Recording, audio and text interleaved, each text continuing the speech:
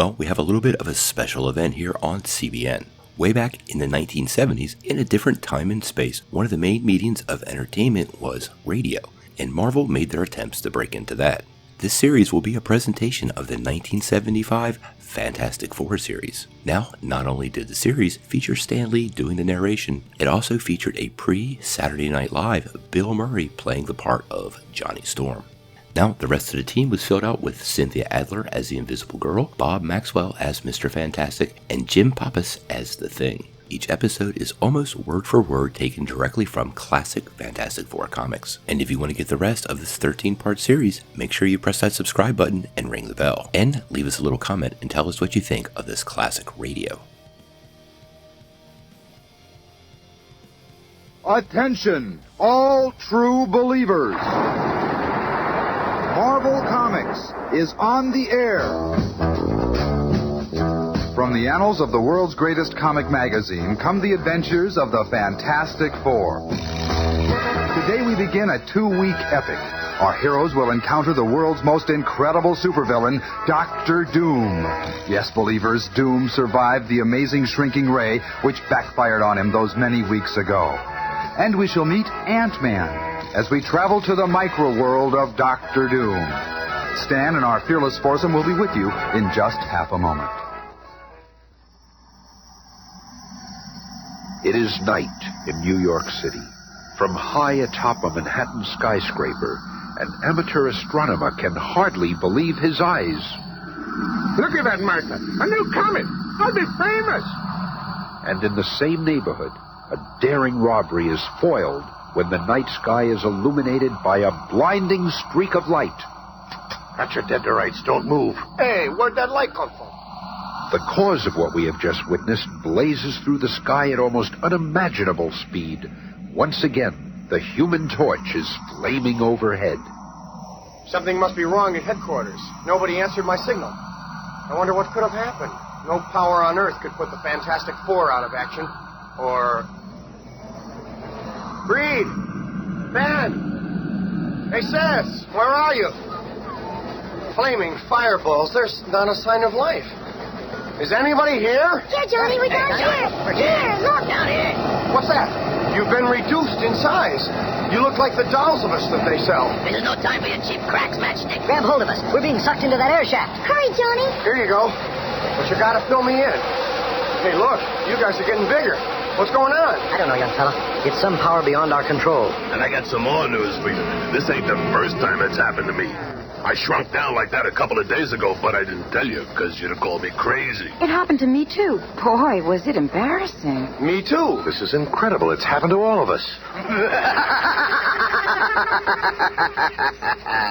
And what's that laughter? I heard it when I shrank before. You fools! You are helpless putty in my hands. And this is but the beginning for you. Who said that? It's impossible. There's no one else here. Reed, are you thinking what I'm thinking? Afraid so, little chum. We could be in for a big one this time. We better start by comparing notes. Johnny, what were you doing just before you shrank? Well, I was working on that new rod of mine down in the garage. Boy, when I'm not flying around on our adventures, I sure get off messing around with cars. Hey, what's happening? This isn't possible. Well, I'll just do what I always do when I'm in trouble. Flame on! That was it. You're lucky your flame didn't ignite the flammables down there. You think that's something? The time I got shrunk down was even worse. I was messing around in the gym playing with this 3-ton weight when all of a sudden... I was pint-sized. I was so embarrassed I hid in a hamster cage. When I grew back to normal size, I just figured that I imagined it all. My experience was similar, Ben. Tell us about it, Sue. Well, I was guest starring on Molly Margaret McSnide's interview show. Tell us, Miss Storm, who is your favorite member of the Fantastic Four? Gosh, Molly. That's like trying to name his favorite son or daughter. Holy smokes, she's turning invisible.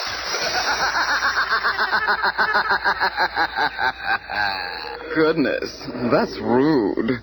It was an uncanny, terrifying experience. I was nearly trampled by those people. I was nearly killed when it happened to me as well. I was on my way. Sounds like we're playing Can You Top This? I guess you're right. but there are several similarities in each incident. Yeah, every time the shrinking takes place instantly. We all nearly get killed each time. And that laugh. We're going to need some help to solve this one, some special help. There's one person who might be able to figure out an explanation for all of this. The Ant-Man. Ant-Man? Ant-Man, Schmad-Man. Since when do we need help? How could we contact him? How do we even know he exists? Even if he does exist, who says we need him? Hold on. There's more to this than meets the eye. Unseen by the Fantastic Four, a tiny flying ant picks up the mention of Ant-Man's name and begins relaying the urgent message across town. And with a speed that would embarrass Ma Bell, the information reaches a hidden laboratory crowded with sophisticated cybernetic equipment.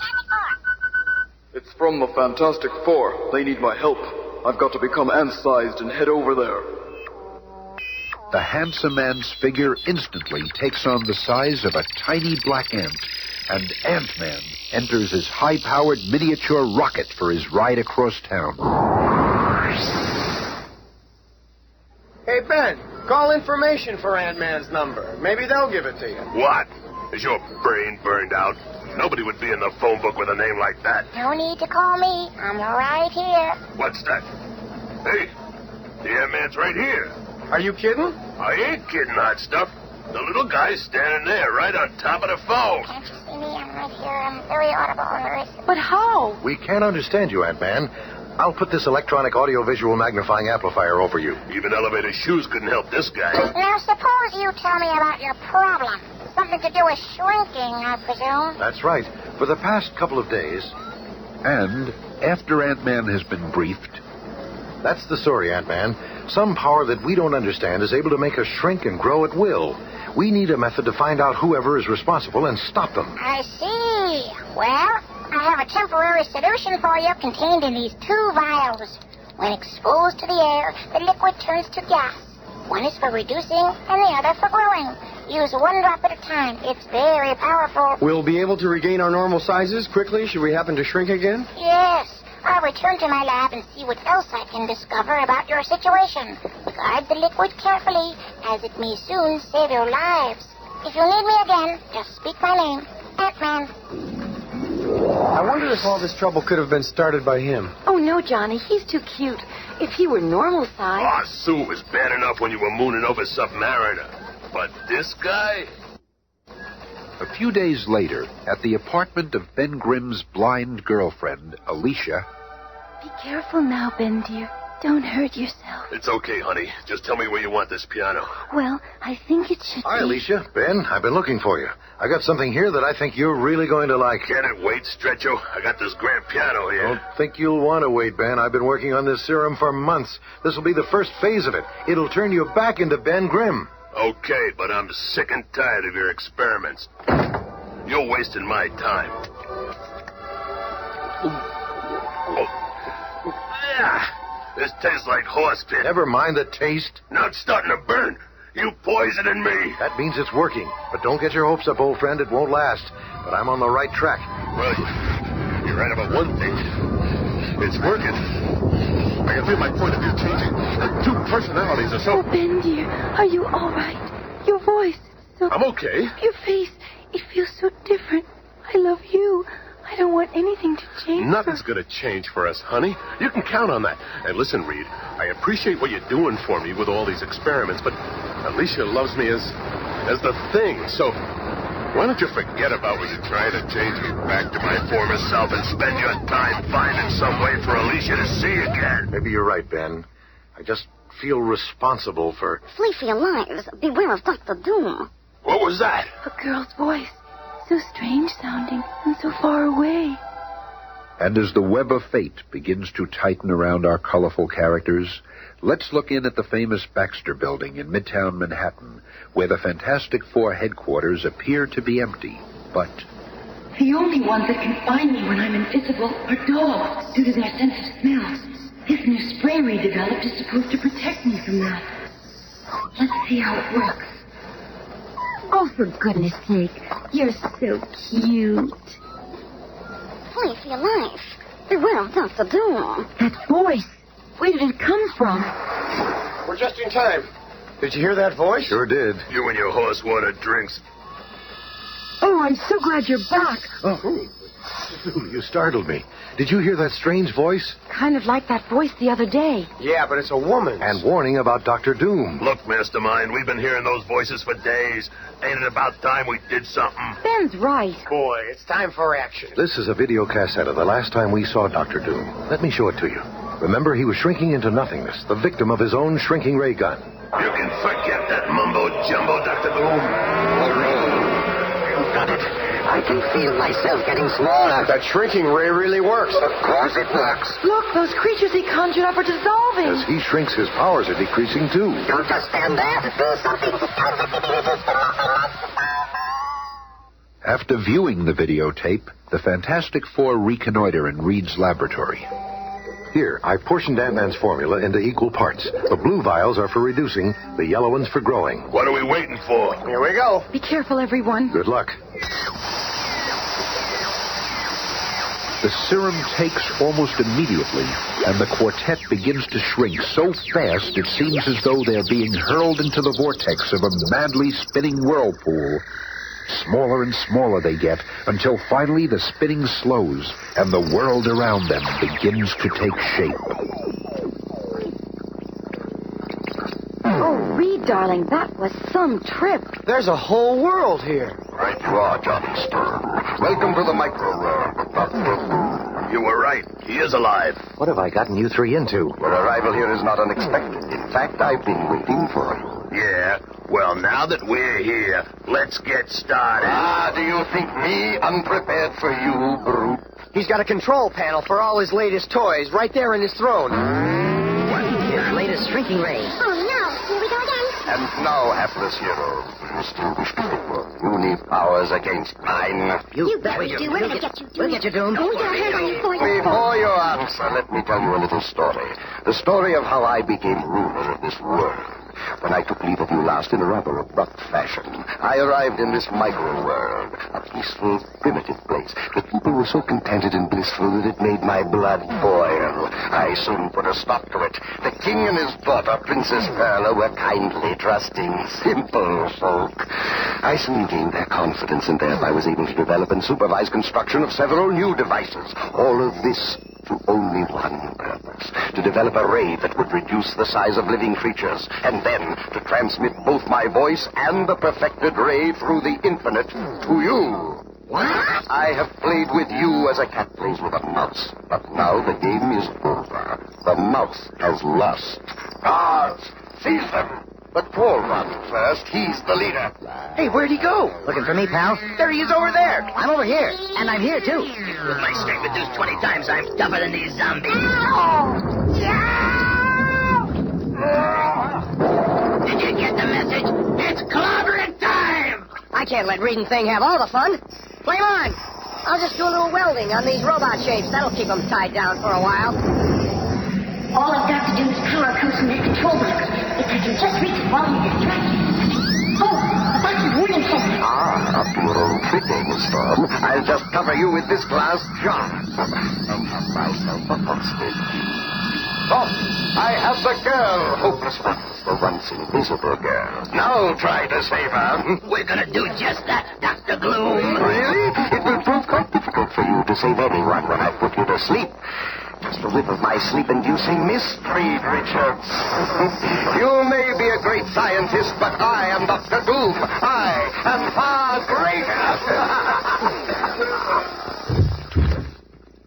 Long minutes later, the Fantastic Four regain consciousness to find themselves imprisoned in a dark, dank dungeon with a captive king and his daughter. Boy, that Doom is devilish this time. Don't count us out yet, young fella.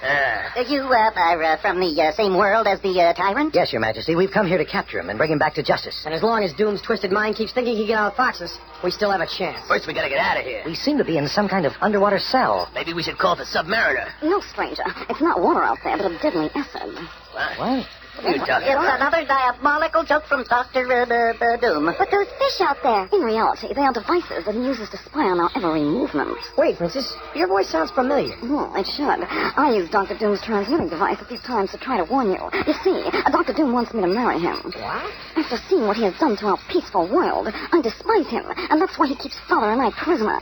He intends to destroy all of us if I persist in refusing him. Even now, he's in contact with the warriors from planet Toke. He has offered a token to reward for joining him. You are that reward. What? Yes. He intends for you to be slaves of the Tokes. They're ruthless warriors feared throughout our universe. What makes them so strong, Princess? They are huge and extremely powerful. Toke is a larger planet than ours with a much denser atmosphere. The gravity there is more than 10 times stronger than ours, and it takes much more strength just to walk. The lizard men of Toke will enslave you for as long as you live. They will condemn Thing's great strength to their enormous diamond mines, digging and burrowing until he drops. The Human Torch will be forced to burn the Toke's enemy fortifications till he's all burned out. Even the Invisible Girl will be nothing but a scullery maid to the lizard men from the planet Toke. And I fear there is nothing you can do about it. Don't be too sure about that, Your Majesty. Yeah, Doom hasn't beaten us yet. And he never will if I ever get my mitts on him.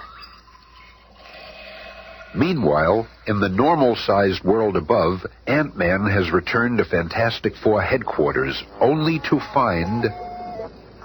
Bits of glass from the serum vials. They must have shrunk to almost nothingness right here. Well, I better go after them. Within seconds, Ant-Man finds himself in the micro-world, doing battle with Dr. Doom's deadly guards. Another intruder over there. Seize him. Uh-oh, trouble. He is too powerful. We'll need reinforcements. Sound the alarm. Oh, more guards coming from every direction. I can't defeat them all. And then, from out of nowhere, a brutal blow is struck. There, take him to Dr. Doom. He'll know what to do with him. Here, Master. Another invader. Good. The lizard men of Toke will pay me well for this healthy specimen. They will arrive very soon. And in the dank dungeon that contains Doom's other captives... Reed, if you just let me bash a hole in that wall, we could get out of here and after Doom. Forget it, Ben. If that acid were to get in here, we'd all be finished. Reed, I've got an idea. The walls themselves must resist the acid. How does that help? I know what Sue's getting at. It just might work. Ben, see if you can carefully peel off. Minutes later, the Fantastic Four are almost ready to take a most desperate gamble. You see, Your Majesty, we will escape in this crude but serviceable capsule made from the walls of our cell. Ben, be sure to leave enough outer walls so we don't get any of the acid leaking in here. This is kid stuff. I'll have this section welded in no time, Larry. That should be enough of the walls, Ben. Okay. This last chunk is for the hatch. Just in time. Even though the acid is pouring into our former cell, we're all safe inside this little acid-resistant capsule. And as the deadly liquid fills in around them, the makeshift vessel slowly raises to the surface. Johnny Storm shoots out rays of light to blind the scanner fish. But what of Dr. Doom and Ant-Man? Let us return to that confrontation. Doom, you're a madman. You cannot barter with human lives like so much beef stock. Silence! The lizard men of Toke arrive. I must be ready to take them away. What's this? Someone is undoing my bonds. Someone I cannot see. Quickly, we return to the escaping Fantastic Four. Hurry, Your Highness. We have already stood in front of the enlarging ray. We know it works. Tell me that it tickles. Johnny, after you restore the king and princess to normal size, meet us in Doom's control room. Come on, man. It's clobbering time! We'll be just in time. I see a ship approaching. It must be the Tokes. Stand back, fellas. That ship looks like a speedball, and I ain't had much practice today. I'll use this control tower for a back. And give her a few practice swings. And now, one home run. And, hearing the enormous explosion outside, the Ant-Man's captives are taken by surprise when... Now's my chance. He's broken free. Stop him! Stand aside, you fools. We'll finish him off once and for all. Not with that gun, you don't. What? A disembodied voice? The invisible girl is free. I've got you now, Dr. Doom. Not so fast, young lady. I can still get away through this trap door. then all the Fantastic Four must be free. But by the time they figure out how to find me, I'll be gone. I'll be waiting for them on the surface of our own world to give them a reception they'll never forget.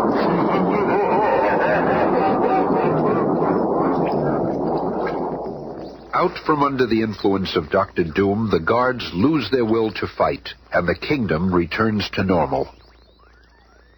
You have saved my people. You have driven Dr. Doom back to his own world. How can I ever repay you? That's easy, Your Highness. Simply let us use the enlarging ray so we can go after Dr. Doom. Of course, of course, Grandmother. Oh, you are the most fascinating man I have ever met. A flaming one. Must you go, too, if you were to remain? I couldn't leave my partners, Princess Perla. Oh. But perhaps I'll return someday. Knock off the mush, Matchstick. We still got a lot of work to do. Remember? So, stepping in front of the enlarging ray, the Fantastic Four and Ant-Man bid farewell to the micro-world as they continue to hunt for Dr. Doom, the most dangerous man on Earth. And that is the tale for our next adventure. Be listening again on Monday when all of us scramble into the clutches of Dr. Doom.